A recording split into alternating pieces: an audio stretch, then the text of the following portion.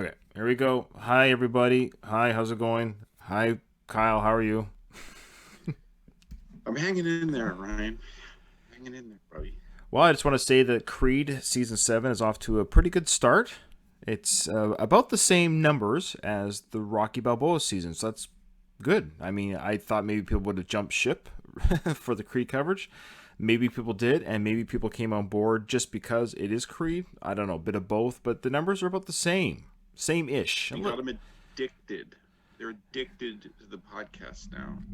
Yeah, we're getting a lot of great feedback as well regarding the Creed, and a lot of the feedback is kind of the same. If anyone's negative about Creed, their their biggest complaint or their biggest criticism is just that Adonis is not a likable character. Yeah, yeah, he's not like hateable. No, Like I don't know if everyone's like, I fucking hate Adonis. He's the worst. right. But he's just kind of like, uh, It's weird though. It's just weird that that seems to be of all the criticisms, and everyone that loves Creed will say the same thing. It's a new, a fresh take on the mythos and the character of Rocky. It has a filming style and attention to detail and just a whole creativity input of energy from a young filmmaker. And I agree with all those things. Those things do happen.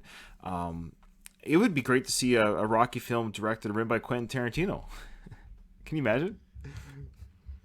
how many N bombs can you fit in a single Rocky movie? If there was a Or Quentin, just like the gore and the ring when something happens. Like, you know what? Okay, this is what we do. Tarantino will direct a Mickey prequel, specifically mm, the incident where that guy puts a nail in the thumb of his glove. He puts a bunch of holes in Mickey's face. I'm pretty sure Tarantino would do a really good job with that. oh yeah, that's a good idea. Yeah, that'd be a good Tarantino. It's too bad that Tarantino didn't do a film with Paulie still alive. Paul'd be like, finally, I can say the N word all the time. Oh, It's constantly.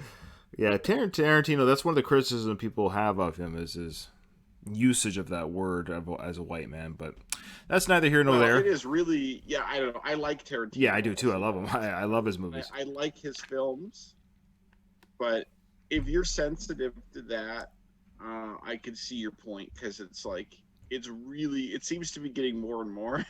Yeah, Like I think like Django Unchained or something like that. Like, yeah, I think the next Tarantino film will be interesting, and apparently his last one, the 10th film that he does next, will be interesting to see how he handles that kind of language for his final film in today's woke or what do you call it, enlightened climate, even more so. Okay, without further ado, let's go.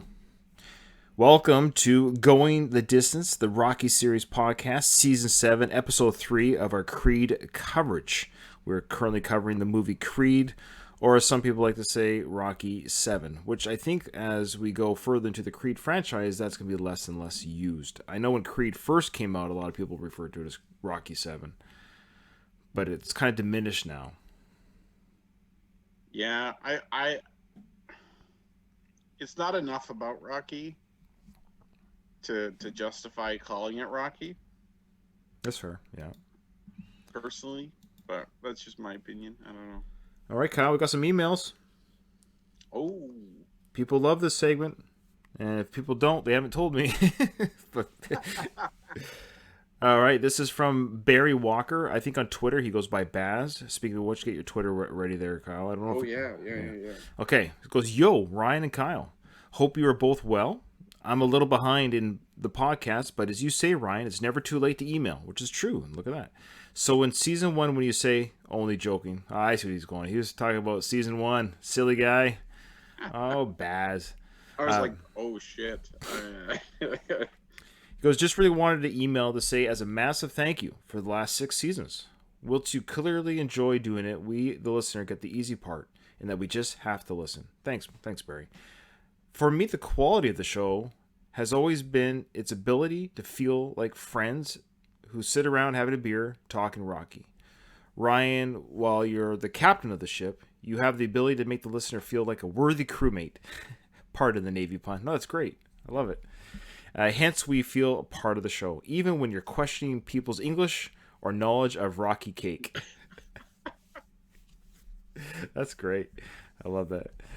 A few years ago, I gave a Facebook review in which I used a Rocky analogy, which likened you to Rocky and Ruben to Polly. I think this now needs a rethink. You remain the Rocky figure, of course, with Ruben moving to Apollo, in that he's a massive part of the show's history and one whom we hope will make a return in some form. No CGI for Ruben, though. That leaves Kyle, who takes up the Polly role. So there you go. Happy for you to do the hard work and bask in your glory. I have taken up extreme alcoholism just is part of my method acting approach. He says that you should be selling going the distance mugs. Yeah. This one has Ryan's tooth mark on it. Or so Yeah, that's right. Ryan threw this at the computer when the recording equipment didn't work. He says that Kyle is witty, honest, and now an integral part of the show. Wow. Thank you. Yeah, he goes on to say that as the podcast moves forward, it is with a heavy heart that we leave Rocky behind. I'm a fan of Rambo, but certainly don't have the emotional connection that I have with Rocky. If I'm honest, I hope that when enough time has elapsed, you go back to the first few seasons and redo them. Not because there is anything wrong with them, more because I've really enjoyed in newer seasons where you add the audio from the movie. Listening to the audio without images has generated some new emotions towards the film for me. Also, have you revisited the film in other ways, like best songs from the film or best scenes and so on? Sorry for the going on. All that's left to say is thank you again and never change from being ham and eggers. Keep punching, ding ding, Barry Walker.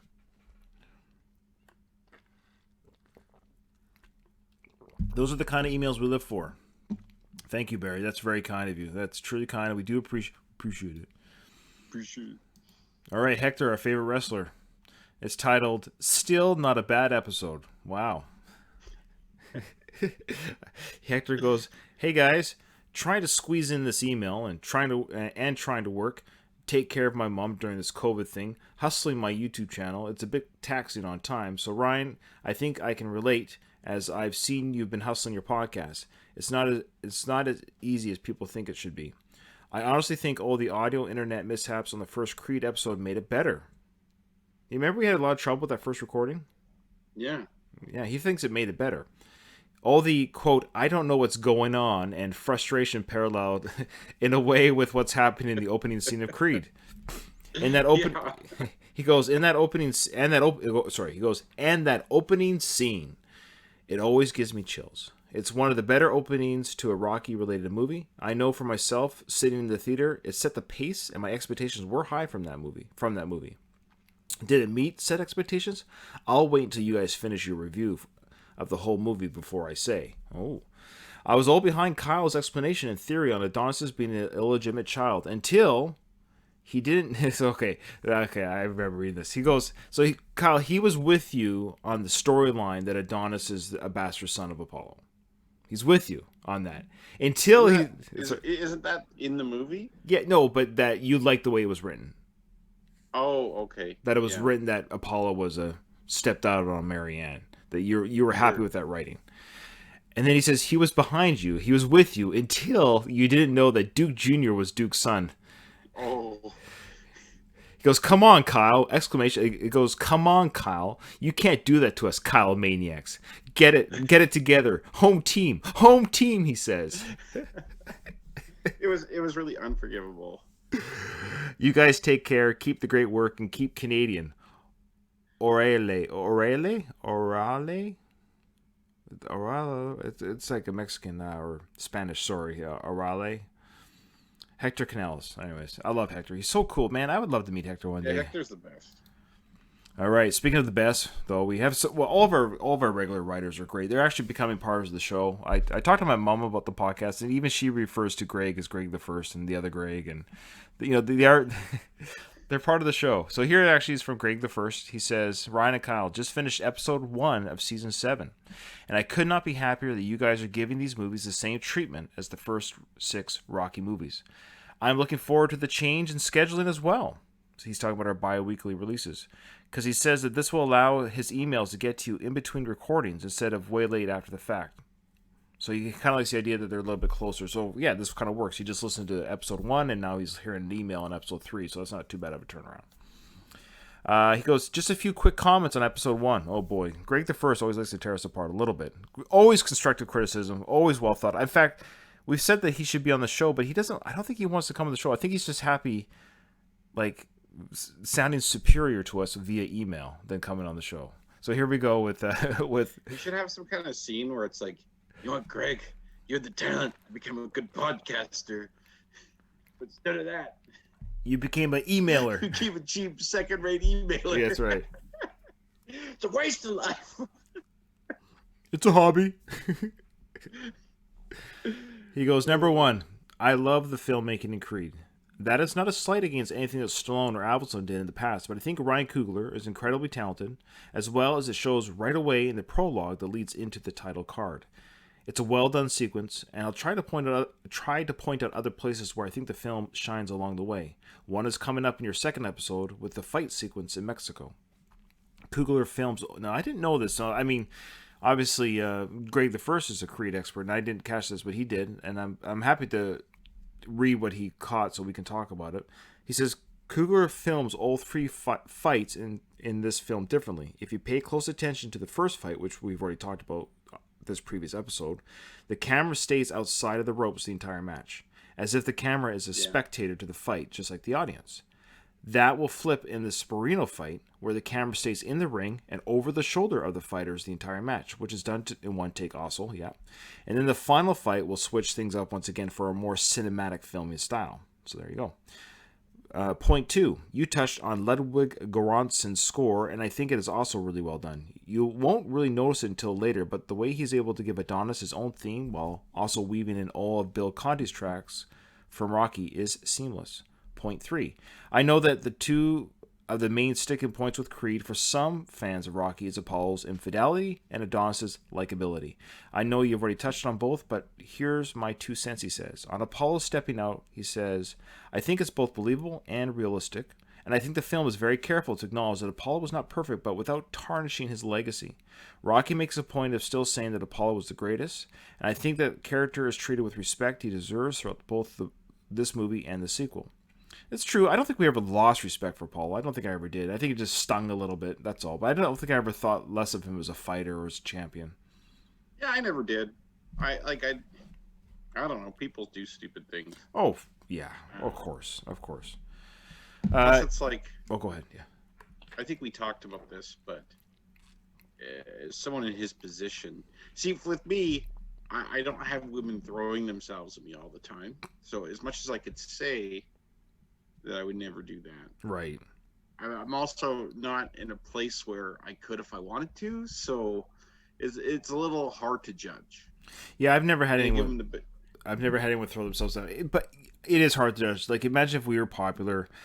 Imagine if we had listeners, and girls were throwing themselves at us, and it'd be hard not to enjoy even just the attention, but then it gets like everything gets old. Like, oh, now they're sending you nude photos. Okay, now they want to meet up. Like, you have to be a special, strong person to not get caught up in the celebrity. And I admire those people that do. We'll never be celebrities, so we won't have to worry about it. But yeah, okay. Safe bet. Yeah, he goes, safe bet, yeah. Now about Adonis' likability, he says. The way I approach Adonis is that the character we see in Creed and Creed 2 is very much like Apollo must have been prior to the events of Rocky, and even in that movie, even in Part 1 and Part 2. Apollo is a beloved character in the franchise now, and he was definitely charismatic in those first 2 movies, but I'm not sure he becomes truly likable until he shows up in Rocky 3. Adonis has a temper and is very cocky, arrogant at times, and I think that is an interesting dynamic to explore. It also helps to have Rocky and Stallone in his corner, obviously. That makes it easier to root for him, even when he's letting his worst impulses take over. If the Creed franchise continues, particularly if it continues without Stallone, I think it will be important for his character to continue to evolve too, just as Rocky and Apollo do over the course of the franchise. He says, I'll stop right there for now, but I'm looking forward to continuing to revisit this movie and its sequel with you over the coming months. Thanks as always, Greg the First. He's, I tell you, man. Interesting. Yeah, so I agree. I agree that you can't have 2 Rockies. Obviously, if Creed, the character, was just like Adonis was just like Rocky, then there's nothing to explore. You're right. There's no dynamic, and Rocky doesn't have. He's not able to bounce his rockiness off of Adonis. Yeah. All right. So if you want to send us thank you, great, the first great email. You know what I think I. Oh, sorry. No, go ahead. So, say your thing, and I'll say our email Sorry after. about that. Okay. I think kind of in retrospect, what I would have liked to see from Adonis's character that maybe would have made him more likable is if they went into a little bit more about his childhood from his perspective as an adult. Like there's a little bit of that at the end. Like for example, it's like, I just want to know that I wasn't a mistake or something like that. Like if you saw that like vulnerability in him a little bit more during the film, Right. then I think you could maybe feel sorry for him a bit, and maybe not see him as just this cocky rich kid who wants to be the champ and wants to be like his dad or whatever. Yeah, But you're I think right. that was kind of a missed opportunity. Yeah, it takes a long time to get to that final moment, spoiler alert, of at the end of Creed, where that's what he's fighting for, that he wants to prove that he just wants to prove that he's not another bum for the neighborhood himself. Yeah, exactly. All right, so we're going to go into sorry. If you want to send us an email, please do at gtdwithrr@gmail.com. If you want to become a patron, just check out the link to the you can find it on our Facebook page, our Twitter, and anywhere that this podcast is like broadcast. The Patreon is there. We want to thank our patrons. The goal of Patreon is, at the very least, if we get $1 from 40 people, that pays for the feed. That's it. And you get access to these stupid videos if you want. And who knows? Maybe something else. I don't know. But at the very least, you're helping being part of the community. You're helping pay for the feed. And those who do contribute, we want to thank you. And Twitter. You got your Twitter? Oh yeah, I do. One new follower. Oh. Miguel Rivera. And I got a warning when I tried to open the profile that there's sensitive content on there. Yeah, sometimes Twitter's stupid about that and doesn't make sense. You open up the file and there's nothing. No, this one does. Oh, okay. Okay. I sent you a screenshot, remember? Yes. On there. Yeah. Yeah, there's a woman biting another woman's nipple over her shirt, mind you. Yeah, he's following me too, actually. So the Going the Distance show. So hey, well, Miguel Rivera, welcome to the show. And it says here that welcome to my official Twitter page. So he's going to be something one day. That's his. Do you know what I mean? Because he's already made it official.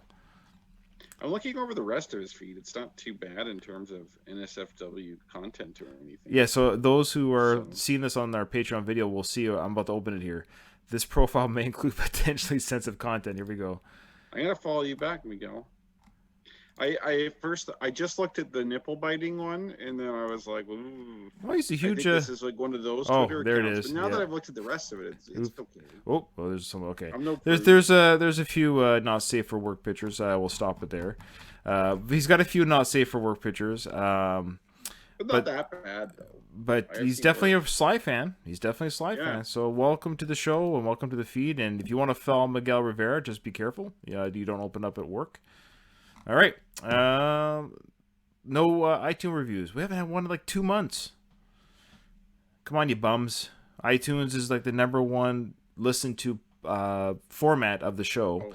And I have an idea, man. I'm telling you, what? All those guys that you're training and recruit, they have iTunes, I bet. Oh, I'm not gonna. No. I bet they'd love to leave a review, especially if they were encouraged in the proper way. Yeah. No, I don't. I don't want anyone to. I don't want any of my recruits to listen to the show. No. They will not listen to the show. They just will, under duress, give a positive iTunes review. Yeah, true. All right, so it's been positive. The Creed start has been positive. I've enjoyed covering it. Our last episode 2, we had Adonis get his butt kicked in that ring at Duke Junior's. Split. Yeah. Now he's sitting on the stairs in Marianne's mansion, his home, and waiting. I guess he's sitting there waiting for Marianne to come home from work or something, because he's by the front door, and Marianne, he knows that Marianne, whenever she comes home, is going to walk through that door and see him sitting there. So he's not hiding from her. I think his intent is. Oh, sorry. I think his intent is to be seen by her. I wanted to point out real quick, this seems to be like a real American thing, but like it weirds me out that he's wearing shoes in the house. Yeah, Americans do that. I take my shoes off like a good Canadian every time I go into the house, but there are times I don't, just because but I don't wear them very often. Like, I'll literally just walk home from work, maybe I'll go to the kitchen, get a drink real quick, and then I'll take off my boots after. Like, if they're not dirty. Yeah. But I'm seeing those shoes on the carpet. I'm like, oh, God, no. Yeah, it's also because it's a film. It would be weird if he was just in socks. Yeah, I know. Yeah. Like, this is not the best podcast quality material I'm bringing up right now, but it's amazing. Bring it up. People come to this podcast to find out if Adonis, is he or is he not wearing shoes in the house? Did he leave a stain on the carpet, which further entrenched the animosity between him and Marianne? Yeah. All right, so he's sitting on the stairs waiting for Marianne. Okay, let's play. Tell me if you can hear it. Oh. Try again. Yeah, it's okay. Hey. Hey. How you doing? Doing good. I just came home and wanted to talk to you. Yeah? I quit my job. Yeah, no.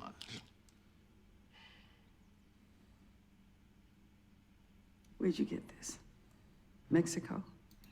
All right, so for our listeners, of course, who don't see what just happened, of course, most of you know the movie, but he's sitting on the stairs. Marianne's happy to see him. He's like, well, I want to talk to you. She senses right away something's going on. He says, well, I quit my job. And before he could even explain anything, she takes off his sunglasses to see, why are you hiding? I've seen this before. I've seen this look before where fighters wear sunglasses inside the house.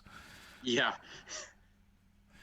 Yeah, you're not fooling Marianne. And she also, we kind of cut the audio off right where she was saying it. Okay, we'll get she's like, where do you get this? Mexico? So she knows about the Tijuana stuff. Yeah, he probably thinks that she doesn't, but it's like, moms always know what you're up to, even if you don't think they do. Yeah, and well, yeah. So yeah, it hasn't been a mystery. She's known before, or he's talked about it, and has he? I don't know. I'm just guessing how she knew Mexico right away. I don't think so, because like she's gonna make a pretty big deal about the fact that he's maybe because he quit his job, but like she seemed to be really against him fighting. Mm-hmm. Oh yeah. So you think if he was fighting in Mexico, they'd be at odds before this happened? No, she goes full Mrs. Cosby on him in just a second here. Let's go back. So she takes off the sunglasses and goes, "Where'd you get this, Mexico?" Yeah, I went to some bar and these two little guys wearing sombreros kicked the crap out of me. To the listeners, I do have a story about my uncle in Mexico. Who got in trouble at a casino and ended up going to jail, and the cops robbed them in the police car on the way to jail. Yeah, that's true. That's so. If it wasn't your uncle, happens in Mexico. Oh yeah, it happens. The police will rob you just as soon as the citizen. Yeah, no.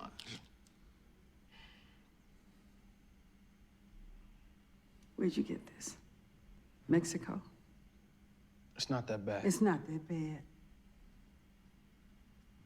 I ought to knock you out myself. You know how many times I had to carry your father up these stairs because he couldn't walk? Yes. That's a great line. I love the little nuggets of the past of scenes that we never saw filmed.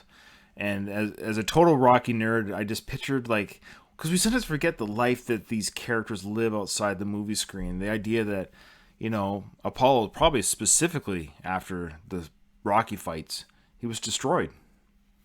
Yeah, because you'd think, like, Apollo seems to be a guy that kind of just destroyed everybody up until the Rocky fights. Like, no one had even gone the distance with him. But he could have taken punishment in other fights. But I think you're right, because Rocky Right. specifically too goes for the body. Yeah. So like after those, like he had internal bleeding after the first fight with Rocky. So yeah, I'm sure she's referring to after that first fight. I think so. I could just picture Marianne carrying this world champion up the stairs because he can't walk. Yeah, and then the next detail is interesting too. Yeah. How many times he had to wipe his ass because he couldn't use his hands? I honestly envisioned that in my mind. Like I didn't want to, but oh my god, how awkward would that be? There's Like, got I know that's your wife and stuff. Yeah. That would be rough. Remember when we were having the toilet paper scare because of COVID? Yeah, of course. Well, my wife and I actually had discussions about what are we going to do? How are we going to clean our nether regions if we don't have toilet paper? And she said we just have to take a quick shower, like a bidet, just in the shower. Oh yeah, we cloth diaper here at the Peterson house, and part of cloth diapering is you have a diaper sprayer attached to the toilet. Yeah. And so that was our plan B. I think did It's we talk very about cold this? and uncomfortable. Maybe it does ring a bell. I've talked about this with somebody. Yeah. But yeah, That's fun. if I was her, I'd be like, okay, housekeeping. I have an extra job for you to do. That's no kidding. Pay pay the help. Pay the help to take care of that. Like you could like hire a prostitute. It's like, look, you don't have to do anything sexual. All you have to do is just wipe this guy like 1-2 times a day. Yeah, hire. Yeah, I'll edit this part for my mom. But hire somebody who poops on you. But the opposite. Yeah. Look, I'll pay you the same amount of money that I would have to pay you to poop on me, but you just have to wipe my bum. That's it. That they would take that in a heartbeat. Yeah. That's probably an easy day for them. Exactly. And you know that the Yeah. Creeds can afford this. You know. Yeah, exactly. Maybe not per. Anyone can afford to hire a full-time ass swiper. It's the Creed, but they're hands-on. They do things themselves here, other than like general house cleaning. But This is the kind of gold you get. This is the gold. if this is what you're paying for. Oh, it's terrible. Is that what you want? No, you want brain damage. Yeah, you do. You want to be so brain damaged you can't form a sentence. I can get hurt doing anything. Apollo didn't get hurt, he got killed. People Okay, there's a lot going on here. So she mentions the brain damage. Boy, this brain damage. It was mentioned. Was it mentioned in part 1? It was mentioned. I don't know if it was. I can't remember. But I know it was mentioned in part 2. Wait, what? Part 2? Rocky. Oh yeah. Part 2. Right at the beginning, they mentioned brain damage. Yeah, they mentioned it twice. The guys who are doing the commercials. I think he's got brain damage. Oh yeah, that's right. And she's like, yeah. And then the reporter, Like of course, assistant or whatever. the reporter's like, do you think you have brain damage? Oh, I don't see any. That's the best response. Yeah. I don't see any. That's a great response. And then I don't think brain damage was mentioned in part 4 or 3 or 4, was it? Yeah, no brain damage in 3 or 4. Definitely, of course, in Obviously 5. And now 6. nothing in Rocky Balboa. Well, it was never, the word brain damage was never mentioned, but the idea that he had to get medically cleared, it was kind of a hint towards his past injuries, not just his age. Then in Creed 2, he makes a reference to things are broken inside of him that still haven't been fixed. Right. Which, according to Rocky Balboa, was fixed enough for him to get a license. So,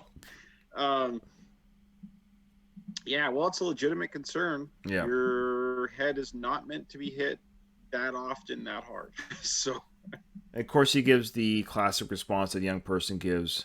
I can get brain damage doing anything, which is true, but most people who work behind a desk just aren't getting brain damage. yeah, like the job you just quit, there's 100% chance you would not get brain damage doing that. You might get like crushing depression and like dissatisfaction with your life, but you're not going to get brain damage. But her response is like Oscar-worthy acting. I'll go back a bit. Yeah. Oh, she's awesome. I'm Yeah. so glad she's in this movie. Yeah. myself. You know how many times I had to carry your father up these stairs because he couldn't walk? Yes. How many times I had to wipe his ass because he couldn't use his hands? Is that what you want? No, you want brain damage. Yeah, you do. You want to be so brain damaged you can't form a sentence. Okay, sorry, just noticing when she said that line about wiping Paul's butt, he's never known that before. He looked at her. I thought that too. Yeah. I thought that. Yeah. He looked at her like, oof, I had no idea. Like, Yeah. he just took down his father and the champion that he knows, made him very human for a second there for him. It was hard for him to hear that. Yeah. Yeah. Because like, that is a surefire way to remove any dignity that you have, right? Which also goes to show how much pounding Rocky took. And like, imagine if you punch someone enough that your hands don't work anymore. Yeah. Like what the end result is on the other end. Yeah, that is hard. That's hard to think about, especially if it's your dad. Yeah. Even if you never met him. Well, yeah, of course. Get hurt doing anything. Apollo didn't get hurt, he got killed. People get killed. I didn't take you in for you to go backwards. You're better than this. I'm leaving soon.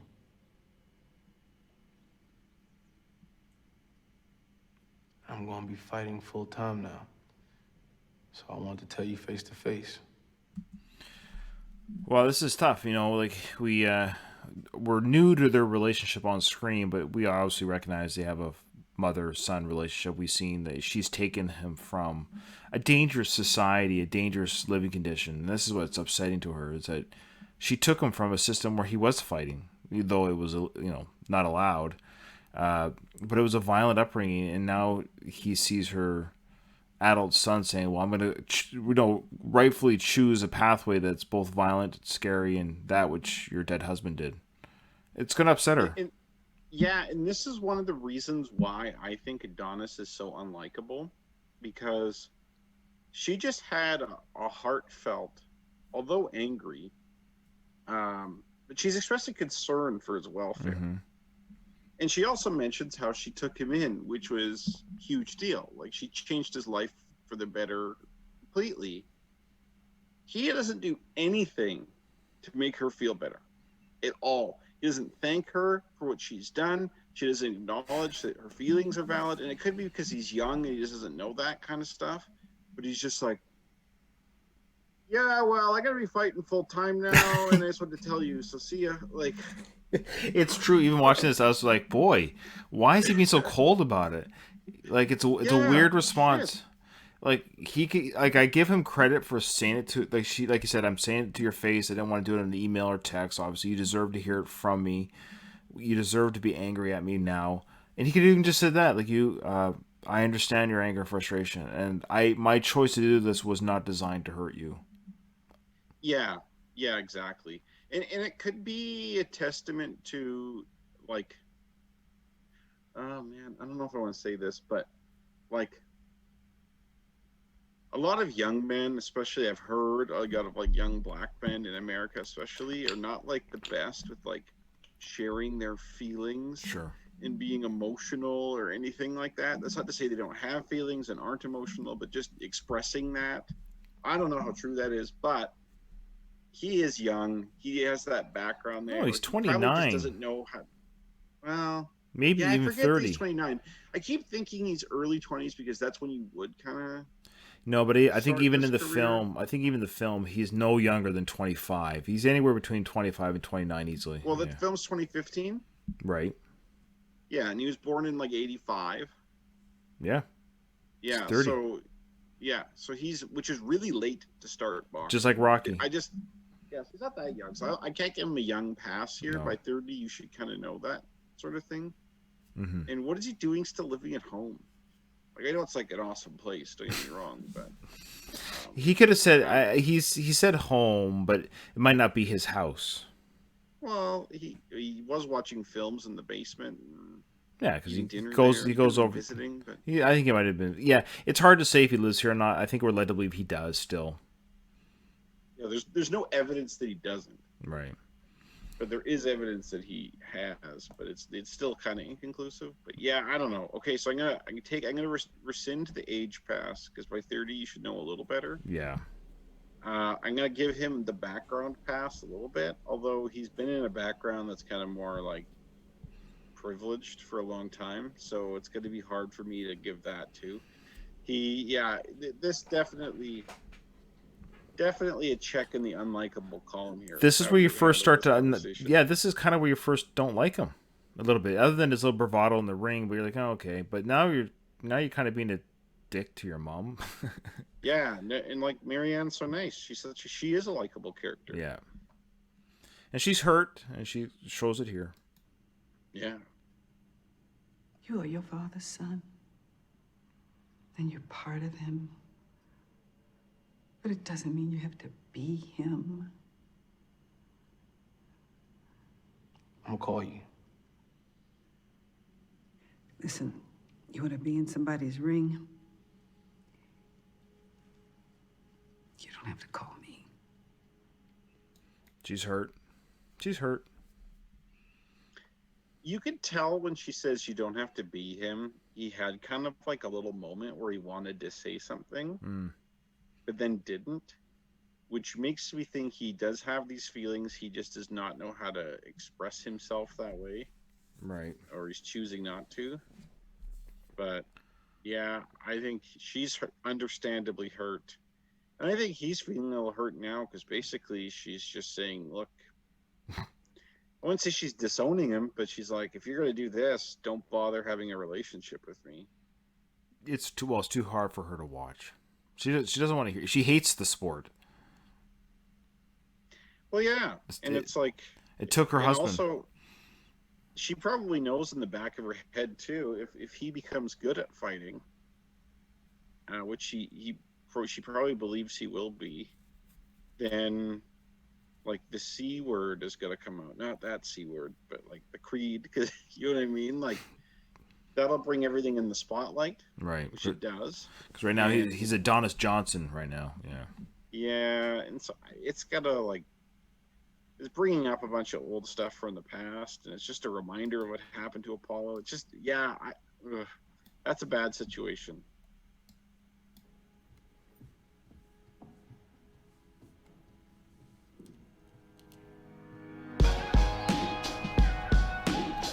So now we cut to, he went from, I think he was in LA, was he not? Yeah, he's in LA. Now we've cut to Philadelphia, Pennsylvania. Here we go. So what you're hearing is the music of Philly, and you've seen some like drone shots here of the city. Yeah, they really couldn't be two more different places, too. Yeah. Like they're in opposite sides of the country. They look totally different. They have a different vibe. Like, yeah. That's a big transition for him.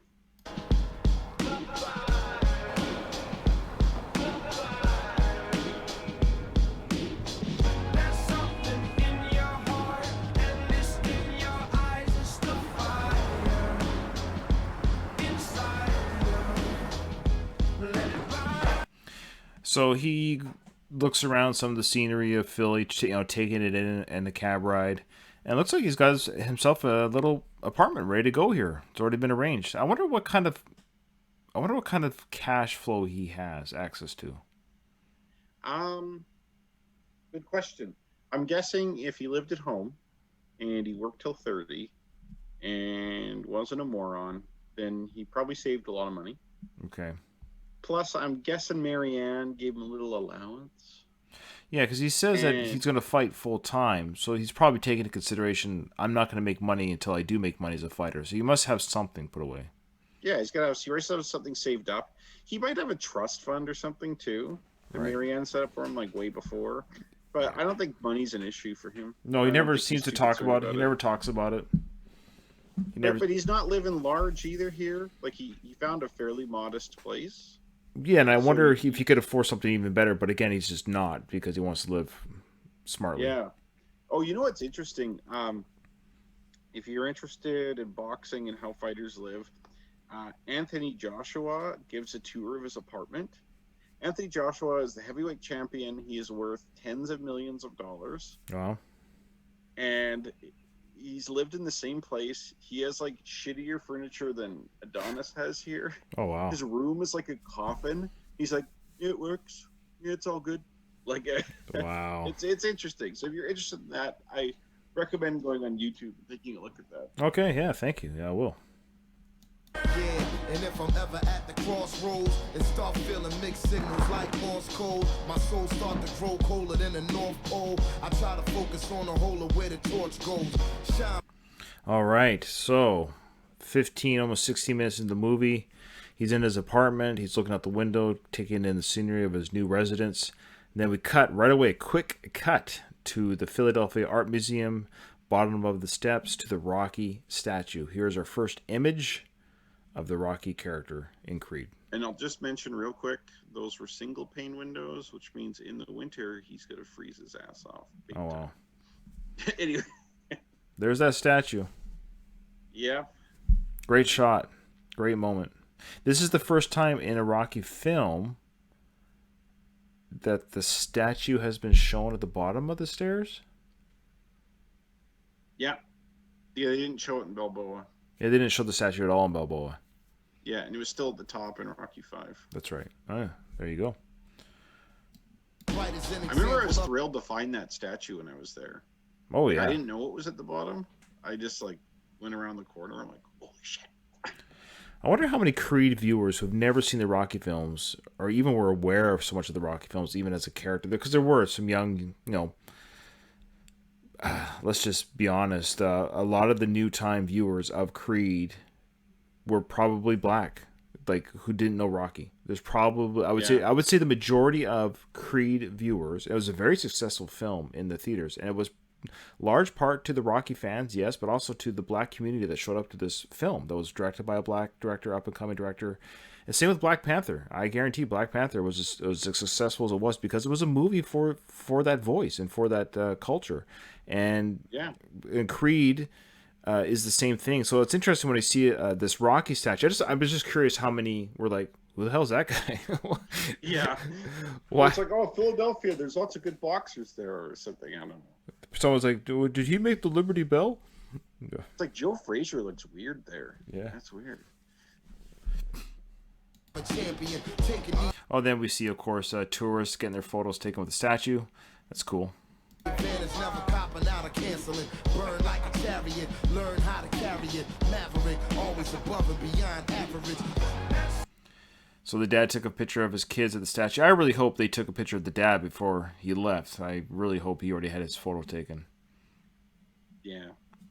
Now we see Just took one for the team. we see Adonis come up to the statue. I wish somebody said, "Hey, I'll take your picture there, sir." No, I don't want a picture with this guy.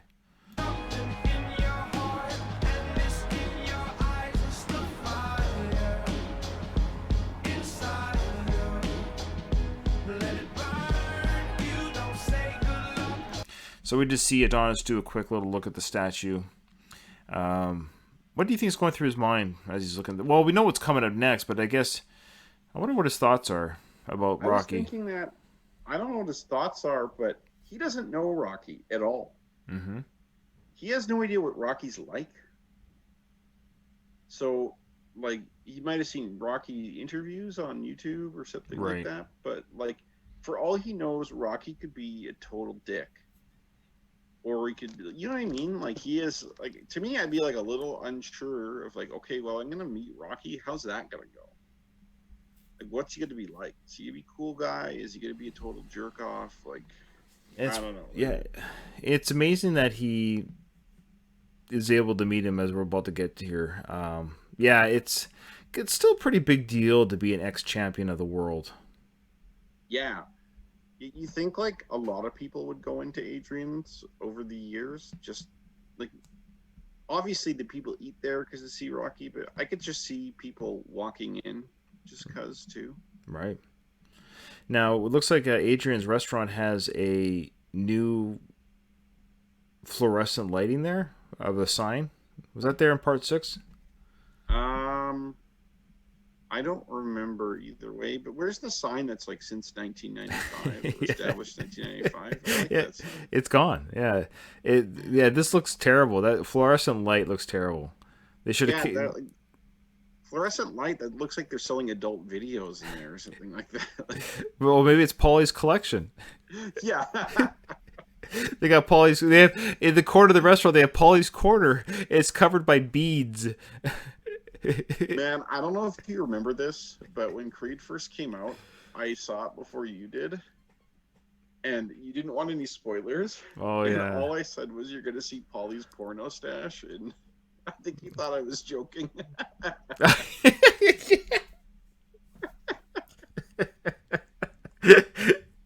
That's right. That's funny. I do remember that now. Yeah, we started this podcast after this was released. Yes, we did. Yes, we did. Oh, well after. No, this year is when not you and I were well just after friends. 2016.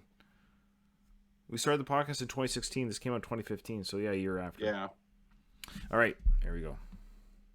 So yeah, so for our listeners, of course, Adonis it's nighttime, so it's late. Of course, it's closing time for the restaurant. Adonis is coming in to hopefully meet Rocky. How he knows that Rocky will be there, it's amazing. Or maybe he's there just to get a feel of the place and accidentally runs into Rocky. I don't know. Or maybe he's like been there twice already, but Rocky wasn't by, and that's they're true. just showing the like third time or whatever. The one that worked, yeah.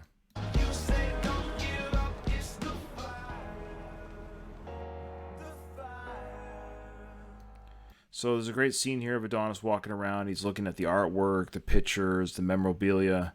And this looks a little bit different than Rocky Part 6, this restaurant layout. Or am I just... No, it looks the same. Okay. Looks the same. All right, roger that. I don't know. That picture just looks bigger there. I'm just trying to picture where... So do you think Little Marie's already gone home? Her shift's over? She's gone home?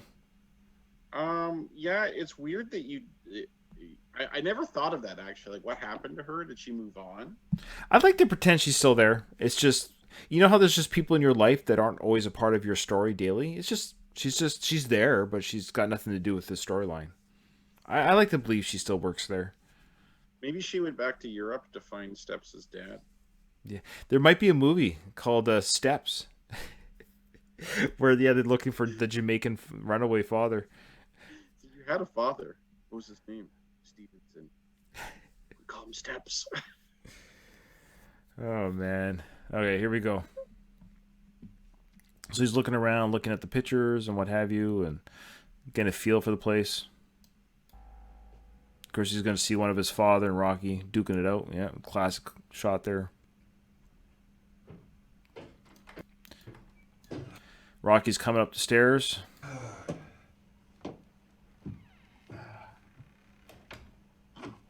How you doing?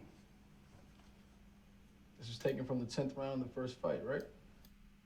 So this is interesting. Like, a couple things here. So right away, we got there's Sly in a Golden Globe, the beginning of a Golden Globe award-winning performance, an Oscar-nominated performance, shall we say, of this Rocky character in Creed. Amazing if you think about it, Kyle, that this journey, this character, that in the 7th film, he wins a Golden Globe and he gets an Oscar nomination. That's pretty impressive. Yeah, and he earned it. Like, he did a really good job here.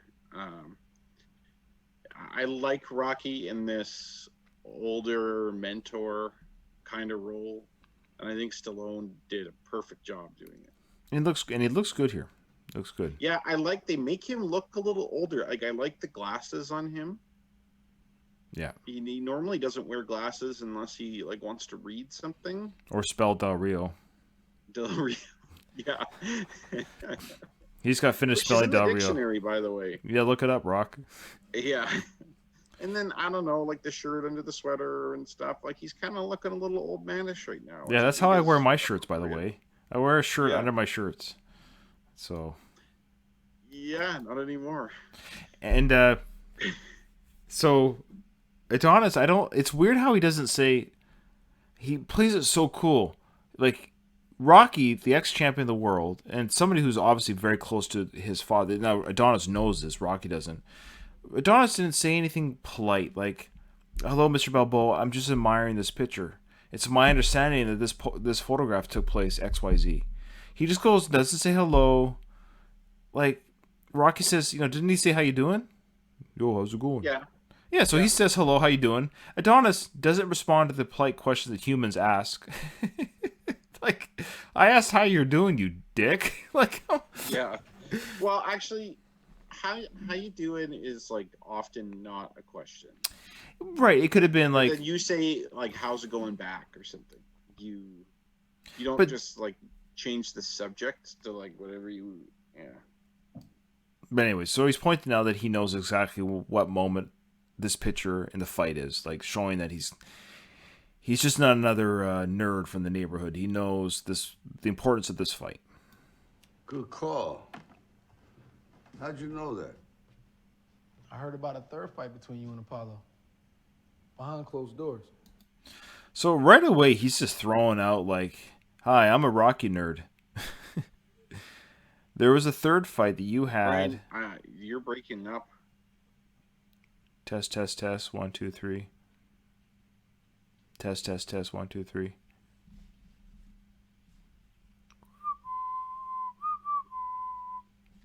You there? You still there, Kyle?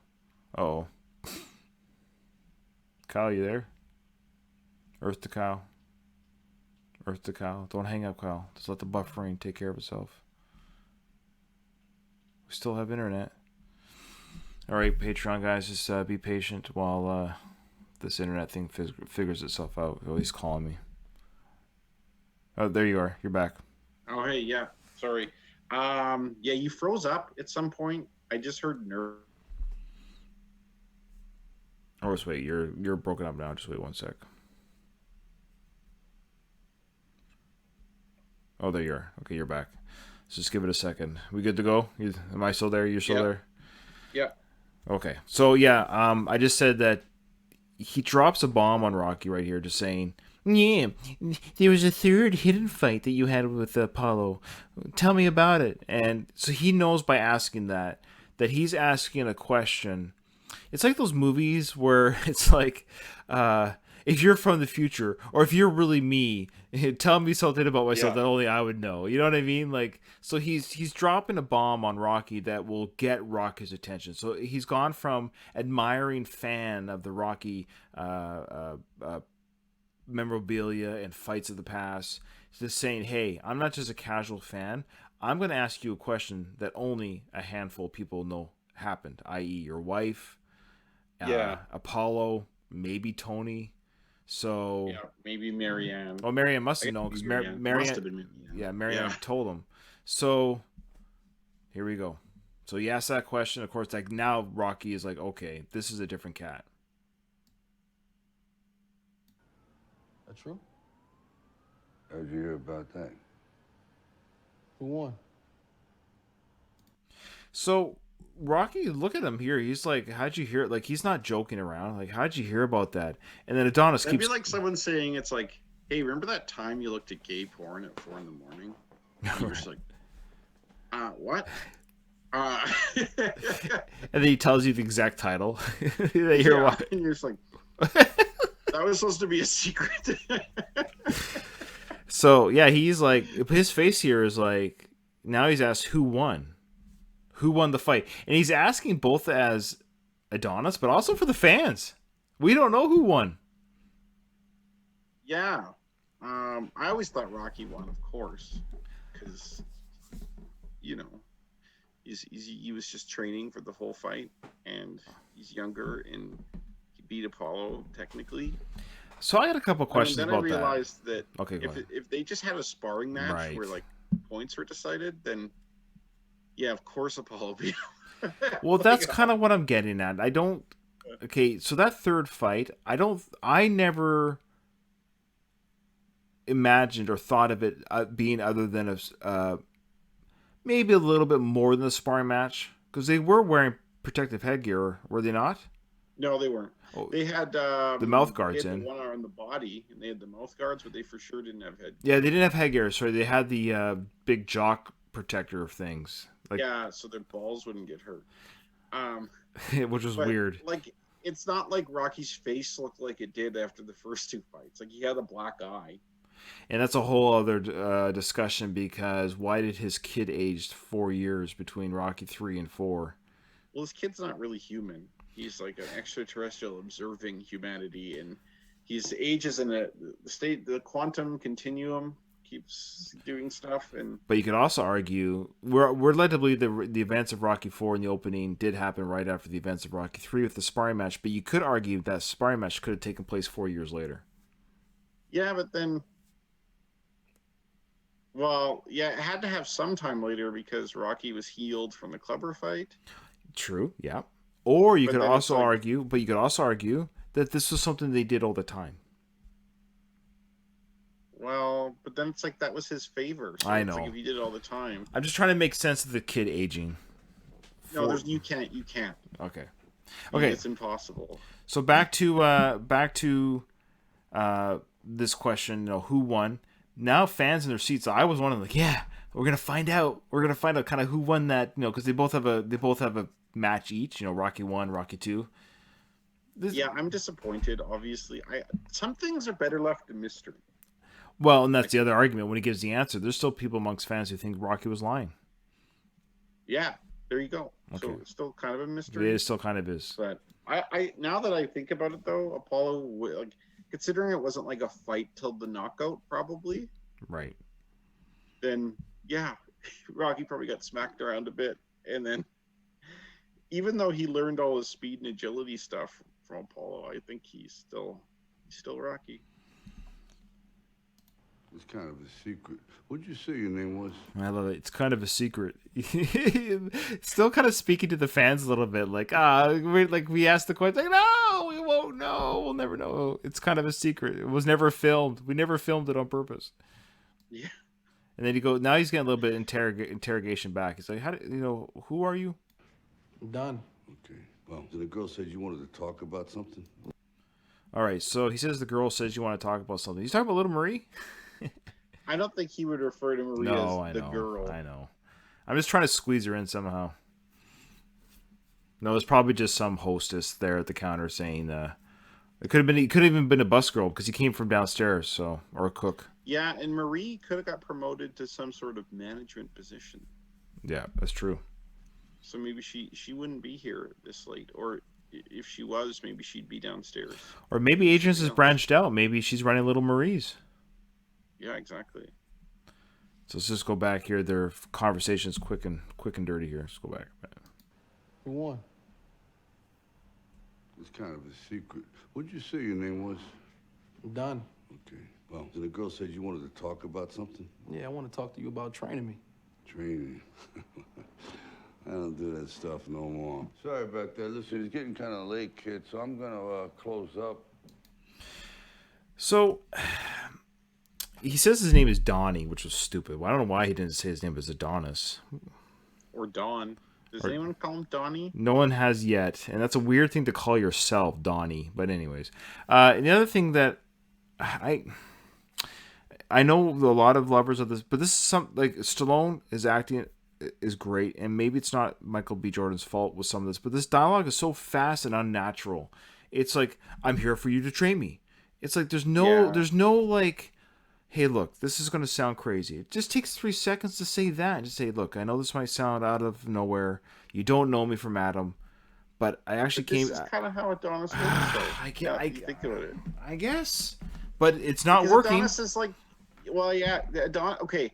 Let's think about Adonis's conversations with people to this point in the film. Okay. The first conversation, you only have 2, or no, 3. The first one is with Christ. I've lost my train of thought. What was the first conversation? Well, he had that big one with with his boss, and then he had his boss. Yeah, his boss. The first one was his boss, and he's like, "I'm quitting. Bye."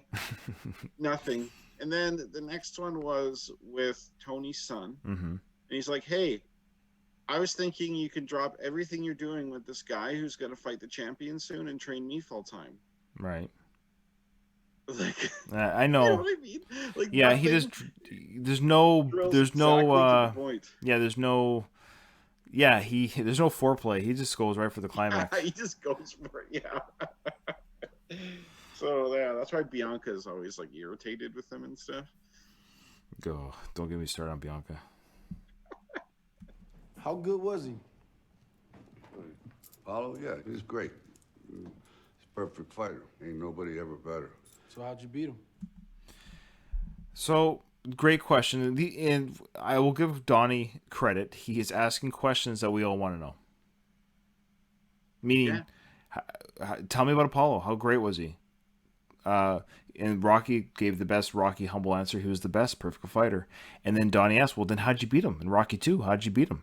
And I love Rocky's answer because it's an answer about life, and it's just so perfect because it answers the question why all champions eventually stop becoming champions. You can't be a champion forever. Well, though I think he is kind of wrong though in his answer. Okay, well tell me. Well, let's hear his answer. Okay.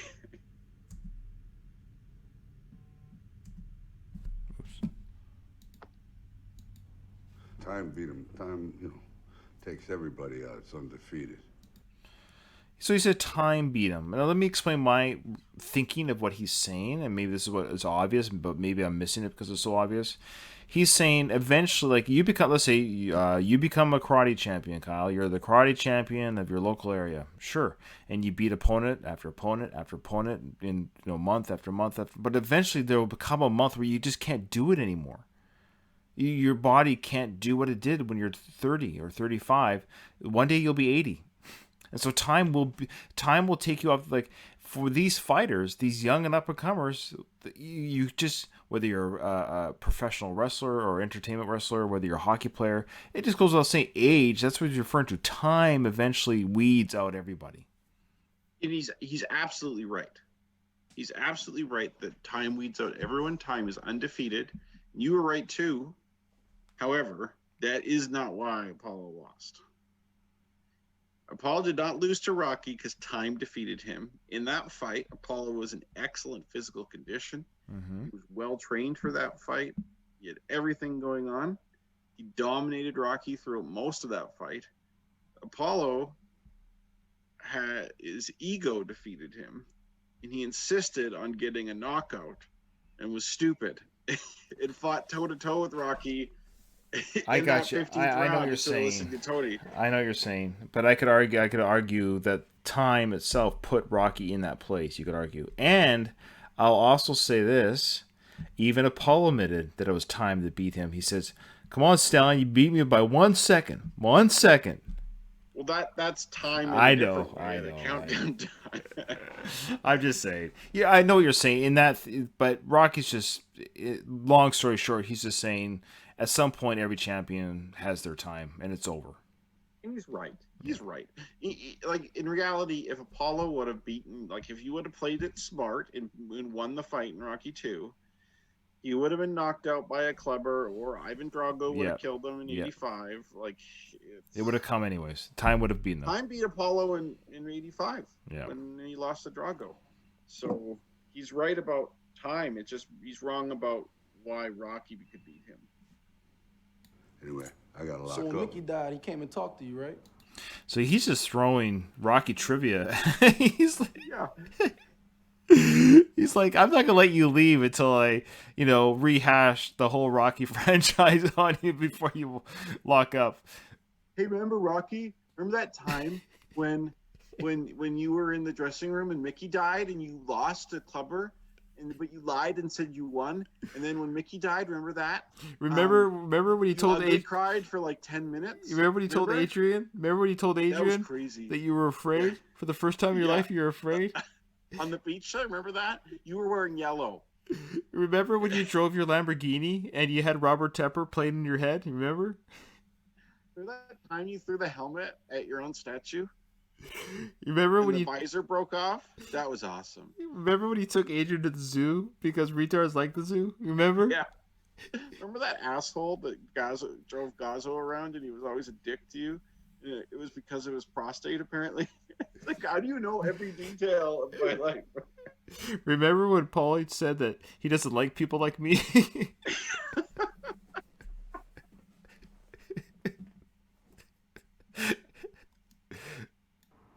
Taught you how to quitting, took you to LA, trained you, brought you back.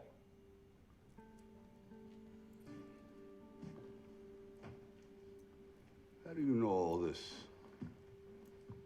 How do you think?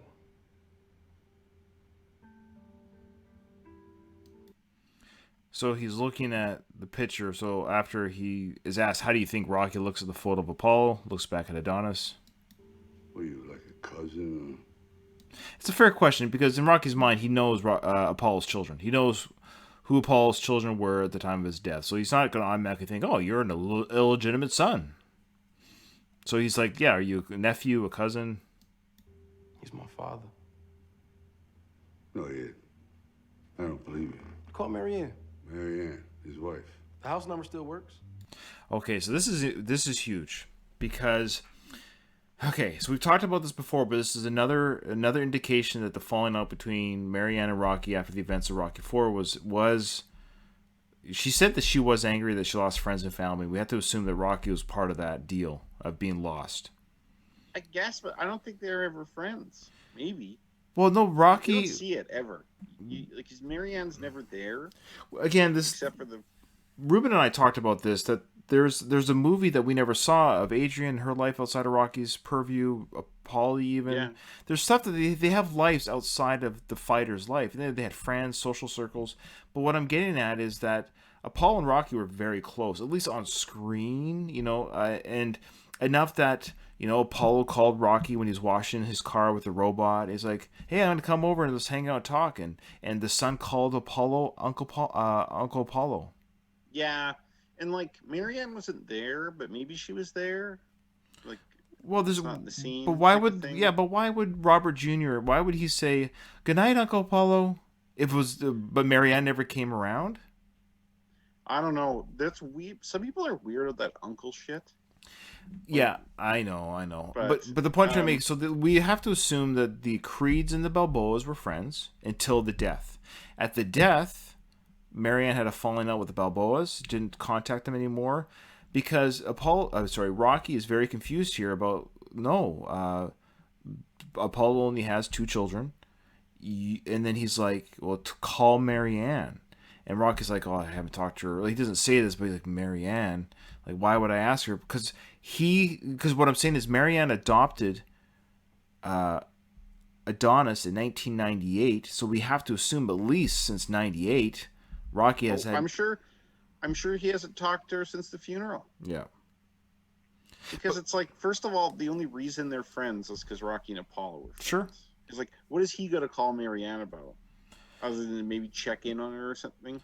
It's fair. Like I've And been then through. Rocky didn't sorry. throw in the towel, so she's probably pissed off at him. Right. Well, I've been through a divorce, and I only say that because it's like a divorce and death are kind of the same, like separation of common friends, right? And there were people that I was friends with that my ex-wife was not friends with, and vice versa, or they were friends because of our connection. So when that connection went away, yeah, I quote unquote lost friends because of the divorce, because the commonality was gone. It's like when you leave a job or whatever, like that. Yeah, the commonality of friendship is gone. Doesn't mean you hate the person necessarily, but sometimes like, ugh, we met because of this person. Now that person's gone, so it's like, but that being said, what I'm getting at is Rocky though was still friends with Tony Duke, and so Duke knew about Adonis's existence from 1998 until the events of 2006, 8 years, and Duke was close enough with the Creed family because Duke's son and Adonis grew up together. Okay, I know this is crazy. So it's just weird how these 3 families all were friends to one degree or another, but Rocky never met or heard of Adonis. But Duke certainly knew about Adonis. Yeah, it is weird. Although I question how close Duke and Rocky really were. Because I think like Duke is one of those people you could call after not talking to him for like 15 years and be like, "Hey, I'm fighting again. You want to train me?" And that would, You could do that. yeah, that would have to be the answer, and that would probably it's more than feasible that yeah, he likes Rocky, he's happy they train him, but it's a total professional relationship.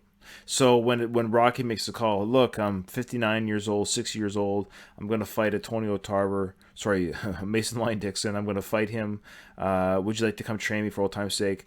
And he tells Marianne, hey, this is crazy. I'm going to go train to Rocky. Are you okay with this? And Marianne says, yeah, but just don't tell him about Adonis. Have fun. Yeah, That's possible. That there you go. That solves that mystery. Okay, let's keep going. Or what about this? Oh, Or never mind. Okay. Never mind. I thought of something, but then I disproved it in my own head. So Roger that. yeah, forget it. That's right. You haven't talked to her since the funeral. Oh, You said you gave a nice. it tells us straight up. I forgot. See, I've only seen this movie a few times, so I admit every piece of dialogue. I don't have it memorized. So there you go. He knows. So Marianne has told him, I haven't spoken to Rocky since the funeral. Because you got to assume they had discussions like, tell me about Rocky. And Marianne would say, well, I haven't spoken to Rocky since your father died. So there you go. What are you, like a cousin? He's my father.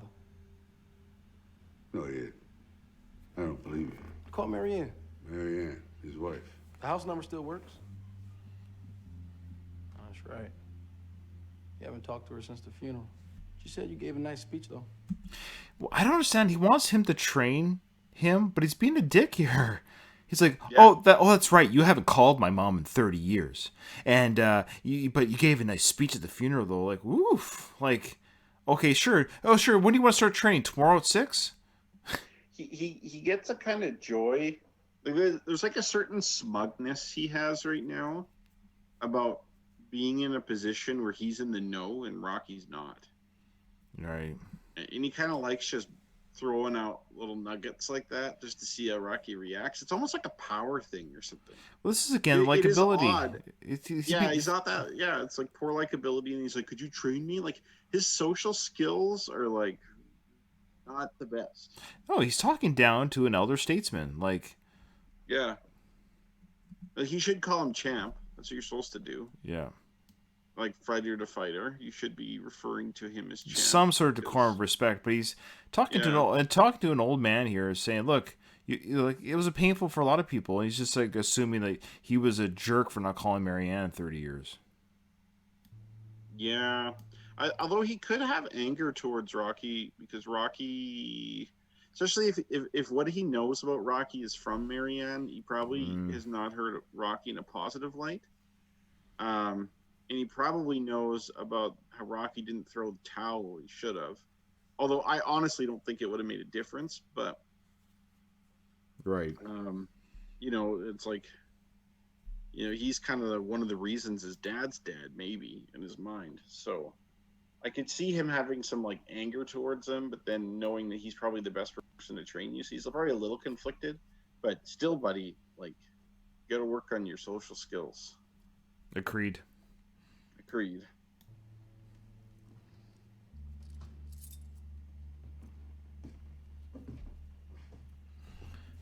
So Rocky pulls up a chair, sits down on it, collects his thoughts about how to respond to this. Nice speech. I want you to train me. All right? I need somebody solid, and who else better to go to? All right? You at least owe me that. Okay, who else better to go to? Well, you went to Duke Jr., number one. You. Yeah, you're my second pick, actually. Or to Duke. What about Duke? He trained your dad. Yeah, good Just call. trained Rocky. Maybe Duke's really old and infirm or something. Yeah, he must be at this know. point. He was quite old in 2006, so in 2015, he's yeah. Yeah, and then I guess Duke Jr. did say he'd make sure no one in LA would train him. That's true, yeah. But it's not his first choice. He's selling himself a little bit here. Just let me insult you first, but once you sit down, and I'm gonna ask again for you to train me because you're the best. You trained my dad, or my dad trained you, and you beat my dad. And He's like, you owe me that. Which Yeah. that kind of goes to him kind of seeing Rocky is partly responsible for his dad's death, and so. And Yes. It also kind of shows a sense of entitlement, though, which is another non-likable feature. oh yes, very unlikable at this point in the film. Yeah. I can tell the way you talk. You've been to school, so I figure you got some brains. So right away, Rocky's like, I can tell you're educated. I can tell that you're using words that I didn't use none of these words when I was your age, creepo and coconuts and You know, he recognizes that this guy has an education. Yeah, he's essentially going to tell him the same thing Tony's kid told him. Yeah. Be a thinker, not a stinker. Stay in school. Yeah, even his dad said that. That's like, right. Everyone. Sports will make you stink and sweat or whatever that was. Well, and Rocky was even saying to Adrian when they're on their first date that like fighting's a rap where you're almost guaranteed to become a bum, and there's some truth to that. It's extremely competitive. It's Well, he says you got to be a moron. You got to be a moron. Yeah. Like you get hurt. It's extremely competitive. Only very few people, like your probability of making it to the top is extremely low. Oh yeah. You don't get paid well unless you get to the higher echelon. Like, yeah, it's not the smart move. Simply, like, logically. Why would you want to pick a fighter's life when you don't have to? If Apollo was around, he would tell you that too. Well, he ain't around. I've been fighting my whole life. I ain't got a choice. It's always about a choice. I was in the ring. I saw how it went down. That fight should have been stopped. I should have stopped it. Maybe he wanted to go out like a fighter. Maybe you did exactly what he wanted. I think he'd rather be here. That's a great line. That the old saying, "Oh, he died doing what he loved. He died in the ring doing what he loved." But I love the older, wiser. As we get older and wiser, Rocky's like, "No, you know what? I think your dad would rather be here right now with you than dead." Which, I don't know. I think most people would. Apollo was kind of hinting in 4 that there's really no point of him being alive unless. But that was a young fight. Yeah, he was But 40. then I He was think, 40. Like, yeah, exactly. Which is funny because in my mind he's like 50 something there. He was like, yeah, he was like 40ish. So, which is not young, but it's not like, you know, the Rocky character is 70, what, 70, 69, 71. Yeah. So he's like younger than you are now. What, Apollo? Yeah. Yeah, when he died, yeah, he was 4 years younger than me at least. And so, and right. You know, the warrior may as well be dead. Now, that was just him losing his warrior mantle, but had he survived that fight and lived another 10 years, he would have wisened up to that, saying, well, life has a lot to be lived. Yeah, like kind of like Muhammad Ali, even though he got Parkinson's doesn't affect you mentally, just physically. So, like, he could still say things and make, like, written statements, especially. And he mellowed out big time. Right. In his old age compared to his younger age. So. He didn't have Parkinson's. He was just always slipping the jab. Oh.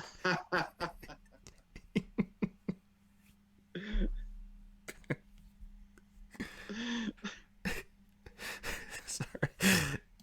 Talking with you. Like a fighter. It's always about a choice. I was in the ring. I saw how it went down. That fight should have been stopped. I should have stopped it. There, he Maybe he wanted to go out like a fighter. Maybe you did exactly what he wanted. So in a weird way, Adonis is actually saying, look, maybe you think you shouldn't have stopped the fight, but maybe that's what Apollo wanted anyways. Don't beat yourself up, you know? Yeah, which kind of goes against what I was saying earlier about him being mad. Why does he think Rocky owes him anything? Because they're, like, kind of close, or, like, family, which they're not. Like, he sells the family card later, yeah. Yeah. I don't know, this guy, I don't know what his deal is. Yeah, he's all over the place. I think he'd rather be here, talking with you.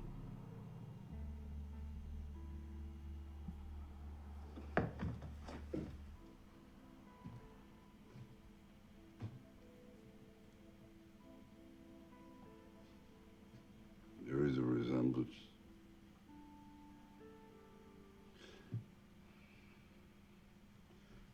I'm usually here all the time, so if you're ever in the neighborhood, come by if you need something. I'll be at Mickey's gym tomorrow. I don't go there. I haven't been there in a long time. Since we're pretty much like family, who won the third fight? Okay, before he answers that, so he says he hasn't been to the Mickey's gym in a long time. He reveals that. It looks like it's painful to talk about.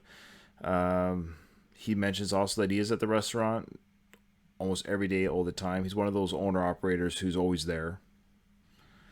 Well, yeah, because kind of the business model is him being there, right? Mm-hmm. Also, I love the Rocky-ism. Is I'm usually here all the time. I love that. It's the best. That's what makes Rocky like so likable and endearing. Is just things like that. I also wonder. I Like, was wait he's before you like, I say don't that. train. Before you say that, Adonis should have said there. I can tell by the way you speak that you're not very educated. Yeah. Um. Crap. What was I gonna say?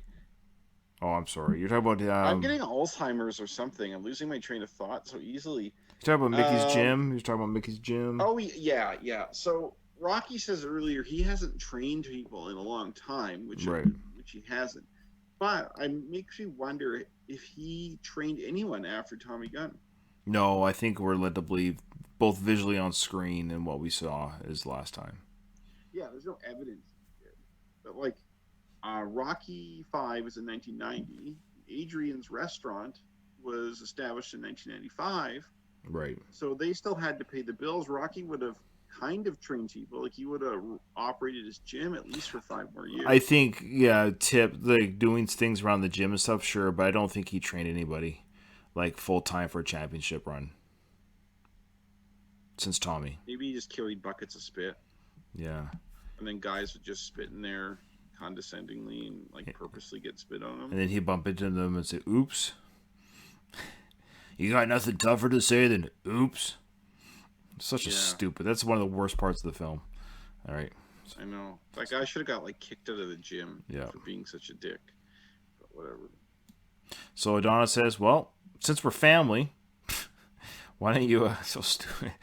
So, it's like, I haven't talked to your mom in 30 years, but we're family because we were friends for a period of around 8 to 10 years ish, sort of, before you were born. So that's family basically.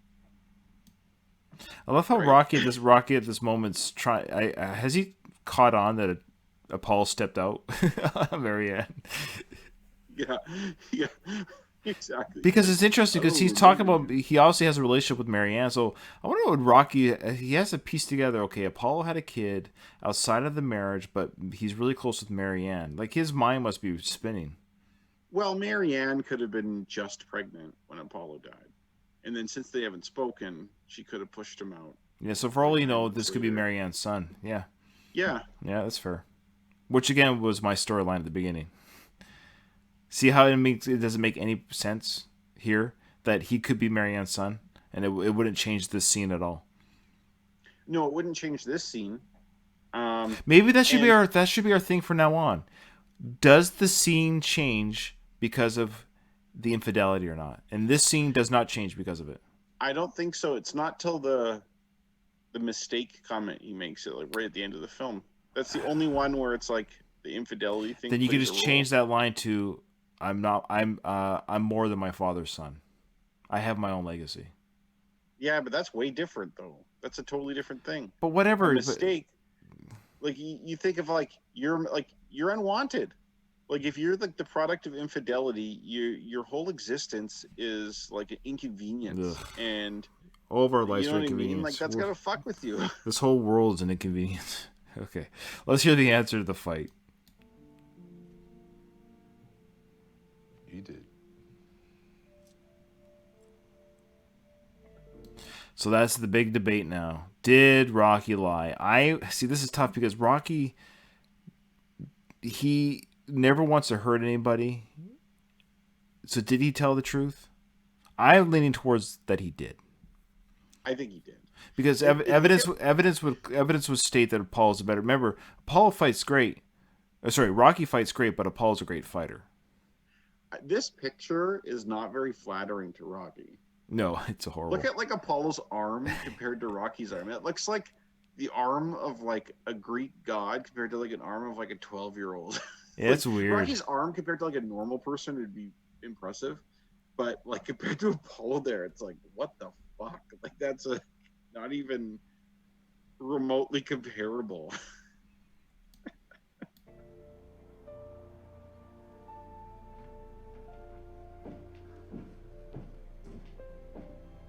So Adonis smiles at that answer, looks at the photo one last time, and walks out the restaurant. And then Rocky goes back to look at the same photo, thinking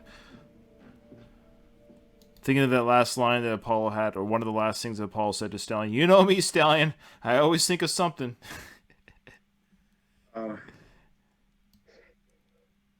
Oh, Excuse me. that's okay. Pardon me. Sorry. I think they had a good music choice for this scene too. Kept meaning to say that. Like, it was slower music and kind of melancholy, sad. Shows kind of where Rocky is, maybe. Oh yeah. Yeah, I thought it was a really good choice. All right. Good stuff. Good episode, good scene, good stuff. So next episode 4 we'll start getting into is, let me just mute it. Those who are forgetting, we get to see a future opponent, I believe. Yep. And I think we'll meet Bianca too. Oof. In the next episode. Okay. All right. Well, that was episode 3, season 7. Our Creed coverage continues. Remember, if you want to send us an email, it's gtdwithrr@gmail.com. Follow us on Twitter. Like our page on Facebook. And if you want to be a Patreon, come to our Patreon page and support the show. Yeah, this is great. I'm enjoying this. Creed's a gooder. It's a gooder. It's a good one. Still not sold on Adonis being likable yet. In fact, I hate him a little bit more right That's now. not gonna happen. I should say hate's not the right word, but I can definitely right now. There's evidence not in his favor to be likable right now. Yeah. No, definitely not. But that'll Which is change. fine if Stallone's there. It's fine if Stallone's there because Stallone's the likable guy. I tell you, when Rocky's Just on, if Stallone walks out, that's what Greg was saying. when Rocky's on screen, when Rocky's on screen, it's amazing stuff. It really or Stallone, his acting as Rocky, it's amazing stuff. All right, Kyle. Well, I look forward to doing this again in a couple of weeks. Yeah, send us those emails, guys, because now you'll get a little bit more real-time responses with the episode releases. So, all right. Ding, ding. Okay, don't hang up. I'm just going to stop this video.